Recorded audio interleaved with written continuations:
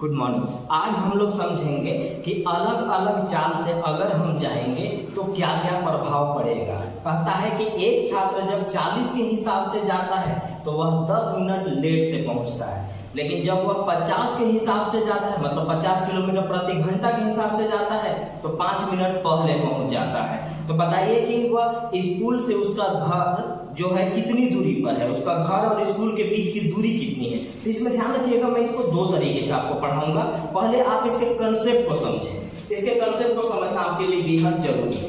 तो आपके पास यहाँ पर कहा जा रहा है कि अगर आपके क्वेश्चन में पहले और पहले देगा, पहले और पहले देगा, फिर आपके पास हो सकता है बाद और बाद देगा, फिर आपके पास पहले और बाद देगा। तो याद रखिएगा कि पहले पहले में आपको घटाना है, बाद बाद में भी आपको घटाना है, और पहले और बाद में आपको जोड़ना है। ये क्या चीज के बारे में रहता है? तो ये समय के बारे में रहता है, ये समय के बारे में रहता है। अब मैं आपको एक फॉर्मूला बताता हूं। चालों का गुणनफल बटा में चालों का अंतर गुने समय अंतर बटा में 60।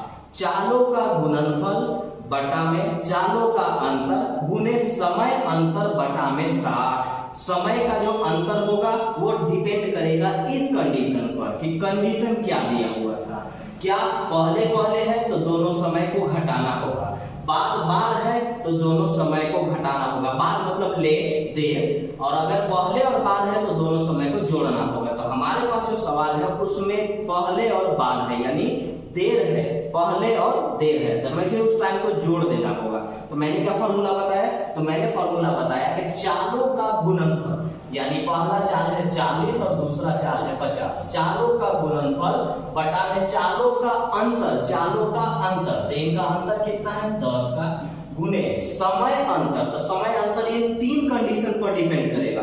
तो हमारा कंडीशन ये पहले और बाद वाला है, तो हमें जोड़ना होगा। तो 10 और 5 15 आएगा, 15 बटा में 60। फॉर्मूला ध्यान से, चालों का गुणनफल बटा में चालों का अंतर गुने समय अंतर बटा में 60। आपका आंसर आ गया।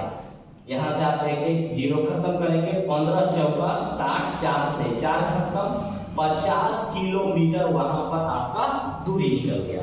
अब आते हैं, अगर फॉर्मूला याद नहीं रहा तो याद आपको रखना है कि आप इसको ऐसे समझेंगे कि आज मैं 40 के हिसाब से गया तो मैं 10 मिनट लेट से पहुंचा। कल मैं या आज ही मैं 50 के हिसाब से गया तो मैं 5 मिनट पहले पहुंच गया।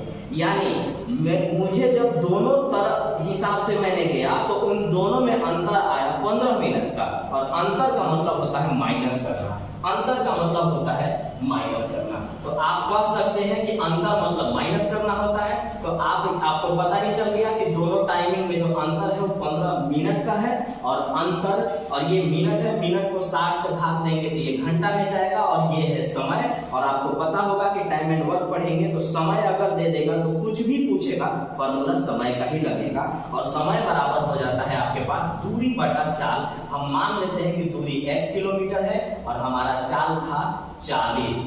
मैं इस दूरी को इस चाल से गया तो कुछ टाइम लगा होगा, और फिर इसी दूरी को मैं इस चाल से गया तो भी कुछ टाइम लगा, और इन दोनों टाइमिंग में जो अंतर आया वो 15 मिनट का था।